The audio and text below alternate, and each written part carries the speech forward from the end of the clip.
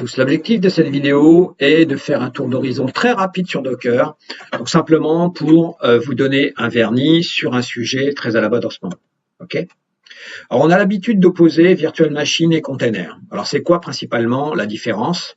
Bien, tout simplement, avec une virtual machine, lorsqu'on construit système, on reconstruit la totalité du système, c'est-à-dire la maison au complet.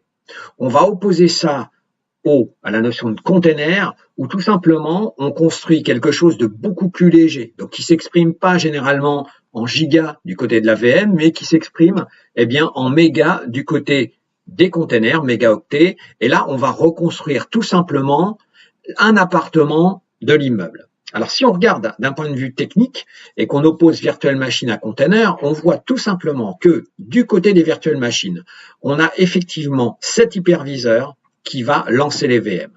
Et ces VM, elles possèdent leur propre operating system, Guest OS. Et c'est ça qui est responsable finalement de la lourdeur de cette technologie, c'est-à-dire que chaque virtual machine va avoir son operating system installé, paramétré, etc. avant qu'on puisse évidemment faire tourner son application dessus. Si on compare ça, donc c'est de la virtualisation, si on compare ça à Docker, on a de la virtualisation OS pour Docker, donc de la virtualisation d'operating system. C'est-à-dire que vous voyez qu'on n'a pas d'hyperviseur, on a un Docker Engine et on va créer un container, et lorsque le container va s'exécuter, tout simplement, il va prendre une sous-partie de l'operating system, par exemple Linux principalement, et pour rajouter ses libs et créer son application. Donc c'est très léger, très très léger. Bien évidemment, ce n'est pas du tout des technologies exclusives. Donc on peut faire tourner du Docker soit sur un host physique, mais bien évidemment, il arrive souvent qu'on fasse tourner du Docker sur des virtuelles machines, tout simplement parce qu'on profite du découpage, du serveur physique en virtuelle machine, ou d'une offre cloud où derrière on a de la virtualisation, ou simplement d'un existant, etc., etc. Donc c'est vraiment pas deux technologies qui sont exclusives, c'est plutôt des technologies qui ont tendance en ce moment à se complémenter, même si on pourrait penser effectivement que Docker va un petit peu grignoter du côté des virtual machines. Alors, quelques mots de vocabulaire. Vous allez retrouver au niveau de Docker. Docker, il y a l'image Docker. L'image Docker, c'est quoi? C'est ce qui va servir de base pour lancer un container. Donc, une image est réalisée. On peut la créer soi-même ou elle est réalisée par certains, par exemple pour des operating systems. Elle va permettre de lancer un container tout simplement. Le Docker Container, c'est tout simplement le process Docker qui prend une image et qui l'exécute et qui fait un container et fait donc tourner votre image. Le Docker Engine est installé sur un host, soit un host physique ou un host virtualisé. Il permet de créer des images Docker, il permet de lancer des containers, de les arrêter, de les restarter, de les détruire, etc., etc. Et enfin, on va trouver ce qu'on appelle une registry service. La plus connue, c'est le Docker Hub. On va trouver beaucoup d'images, Docker images, sur le Docker Hub. L'objectif d'une registry service comme le Docker Hub, c'est tout simplement d'avoir un listing de toutes les images disponibles et de permettre finalement le déploiement de ces images à distance sur des hosts à la fois physiques ou en virtual machine. Dans les use cases de Docker, on va retrouver bien évidemment beaucoup de développement. C'est vrai que c'est très très utilisé dans le développement, c'est très rapide, c'est très léger, donc c'est très sympa pour les développeurs. On va retrouver du Docker dans les processus d'intégration continue, bien évidemment. On va retrouver ça dans du DevOps. Donc, DevOps, c'est très général, mais évidemment, Docker est pas mal utilisé dans les approches DevOps. On va pouvoir mettre des applications legacy développées à l'ancienne sur des containers Docker. Pas tout le temps, c'est pas forcément simple. Voilà. On va évidemment utiliser du Docker pour migrer des applications sur le cloud. Alors pourquoi? Parce que simplement un container provient d'une image. Cette image, qu'elle soit déployée sur mon host physique ou ma VM on-premise, ou qu'elle soit déployée sur un cloud public ou privé, il n'y a rien qui change. Donc du coup, c'est très très simple de faire passer finalement des applications développées sur du Docker, de les faire passer de on-premise vers le cloud public ou cloud privé. Et bien évidemment, on va utiliser du Docker pour ces nouvelles architectures de type microservice. Tout simplement, un microservice va s'exécuter voilà, au niveau d'un container Docker. On va pouvoir multiplier les containers Docker exécutant l'application du microservice, les load balancers, les systèmes de stockage de données, etc., etc., etc. Bon, ça c'est la théorie, effectivement, et il y a toujours cette notion avec la théorie d'une compréhension non parfaite tant qu'on n'a pas manipulé. Et c'est pourquoi je vais passer sur une démo très très simple. Pourquoi? Tout simplement parce que vous allez comprendre que Docker c'est super simple, super friendly, même pour des gens qui n'ont pas de niveau technique important. Donc vous allez avoir une petite démo et cette démo, voilà, elle va vous parler beaucoup plus qu'un long discours. Donc si je me connecte effectivement sur, voilà, tout simplement sur mon image, voilà, sur ma VM Linux. Donc je me connecte sur ma VM Linux, Docker version. Donc vous voyez, ok, j'ai ma version 17.06 qui est installée sur ma VM Linux. Si je regarde ici, Docker image, ok, j'ai 3 images qui sont en local sur ma VM. Par contre, je pourrais tout simplement aller ici, voilà, sur le Docker Hub. Vous voyez que j'ai un compte qui s'appelle cPrivo sur lequel j'ai aussi des images. Donc j'ai des images stockées dans la registrie publique ici et j'ai 3 images ici stockées en local sur mon serveur. Alors comment on peut récupérer une image publiée sur le Docker Hub en local? Tout simplement, ce qu'on va faire ici, on va commencer par se connecter sur le Docker Hub. Donc on fait un Docker login. Voilà, donc cPrivo, c'est bien ça. On met son password et on va se connecter sur le Docker Hub. Qu'est-ce qu'on va faire ensuite? Ensuite, on va pouvoir récupérer une image. Alors par exemple, je vais récupérer une image Linux d'un CentOS en version 7. Ok? Donc je vais faire un Docker pull, récupérer l'image. Voilà, ici. Docker pull, donc je récupère l'image qui est stockée sur le Docker Hub public pour la ramener sur mon host. Ok? Donc il va se connecter tranquillement et il va récupérer cette image. Donc vous voyez que c'est très très simple, c'est-à-dire vous avez mis à disposition une image, n'importe laquelle, la vôtre, ou des éditeurs en ont mis à disposition à un endroit sur une registrie, et juste avec un Docker pull, le nom de l'image, vous la récupérez directement en local. Une fois qu'elle est récupérée en local, vous pouvez effectivement la regarder. Donc, regardez la liste des images qui sont présentes. Donc, je suis en train de downloader ici, voilà l'image CentOS. Donc, un Linux CentOS version 7. Vous voyez que l'image fait 74 mégas. Donc, on est en mégas. On n'est pas en gigas du côté des virtual machines. Ici, on est plutôt effectivement en mégas du côté des containers. C'est très, très light. Excepté, bien évidemment, une petite exception qui est l'image du container d'Oracle DB. C'est quasiment une exception. Souvent, les containers sont en mégas et pas en gigabytes. Donc, je fais un Docker image et j'ai récupéré mon image CentOS 7. Vous voyez qu'elle est présente. Voilà, ici. Donc, je vais continuer. Cette fois-ci, je vais exécuter un container.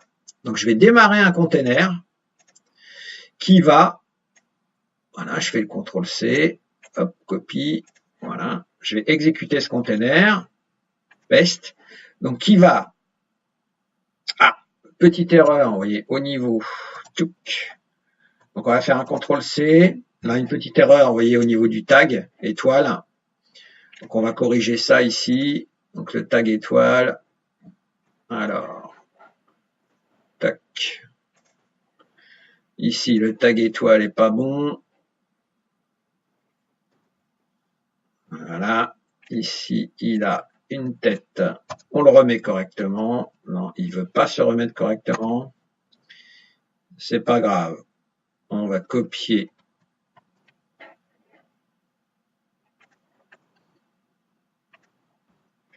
Voilà, on va enlever ici. Donc, on exécute un container qui va faire une boucle, d'accord? Qui va afficher la date toutes les 1 seconde. Ok, alors vous voyez, si je fais un docker ps, eh bien, mon container a bien démarré. Ça fait déjà 7 secondes. Il a bien démarré. Si je veux regarder les logs de ce container, logs, donc je vais regarder, voilà, copie, donc le container ID, je regarde les logs, tail 5, et je vois qu'effectivement, il m'affiche la date. Alors, les 5 derniers affichages de date, toutes les 1 seconde. Donc là, j'ai un container qui a lancé un Linux et qui, effectivement, m'affiche la date toutes les 1 seconde dans une boucle infinie. Vous voyez, ça marche très très bien. Si je veux maintenant regarder ce container qui tourne, docker ps, donc je le vois qui tourne, je peux l'arrêter. Docker stop, ici, voilà, mon container. Et donc, le container va s'arrêter. Je vais pouvoir, après qu'il se soit arrêté, donc là, si je fais un docker ps, je ne le vois plus. Si je fais un docker ps-a, ok, je vois qu'il est là, il est arrêté. Je peux le redémarrer, docker start, à nouveau, paste. Je redémarre mon container, docker ps. Et donc, à nouveau, il fonctionne avec son ID. Donc, c'est très, très simple, très rapide. Je peux aussi, tout simplement, regardez. Donc, tout simplement, je peux, alors maintenant, créer ma propre image depuis ce container. Donc, je vais faire un docker commit. OK. Donc, si je me regarde sur ce container, il est là en train de tourner. Je vais faire un docker commit. Je prends ce container, je paste, OK, cpruvo, donc je vais le renommer cpruvo, CentOS 2.7. Parfait. Donc tout simplement, je prends ce container qui est en train de tourner et j'en fais maintenant ma propre image. Donc je fais ma propre image à partir de ce container. Si je regarde Docker image, voilà, j'ai fait ma propre image à partir du container qui est en train de tourner.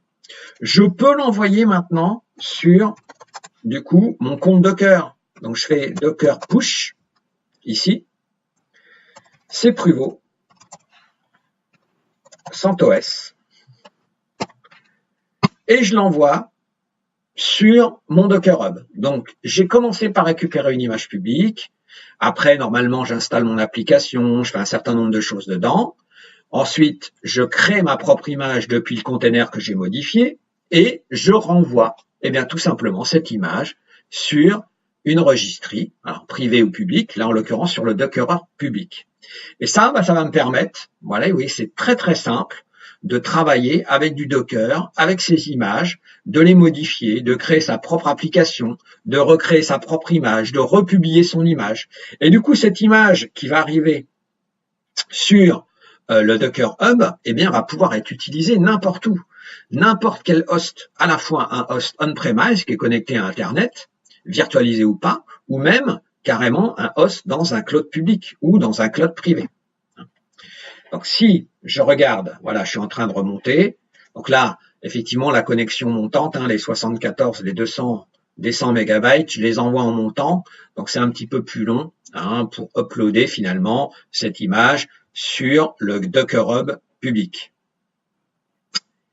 Alors, on va bientôt y arriver. Si je fais un refresh, est-ce que ici, donc je vois mes images, CentOS, voilà. Donc elle est arrivée là, elle est disponible, elle est publique, et bien évidemment, tout le monde peut la récupérer puisqu'elle est publique. À l'inverse, si on regarde par exemple mon image personnelle d'OracleDB sous Docker, elle est private. Donc là, évidemment, personne ne peut la récupérer à part moi avec mon compte. Une fois que j'ai fait ça, voilà, ça y est, c'est à nouveau mon image, elle est disponible. Je peux bien évidemment, je peux montrer comment on se connecte dans un container en train de tourner. Donc Docker PS, mon container en train de tourner, je vais me connecter dedans. exec. Et voilà, je me connecte ici sur ce container. Copie, paste, et je lance un bash. Ouf, je suis connecté dans le container. ID, voilà. PWD. Donc là, je suis vraiment dans le container. C'est comme si, finalement, je suis dans mon container, je suis dans mon environnement isolé, qui est une sous-partie de l'operating system, à la fois isolé sur la partie mémoire, CPU, file system, etc. Exit, je sors. Donc, vous voyez que c'est très, très, très simple. Franchement, très, très simple. Maintenant, si je veux nettoyer, eh bien, je vais arrêter ce container. Je l'arrête.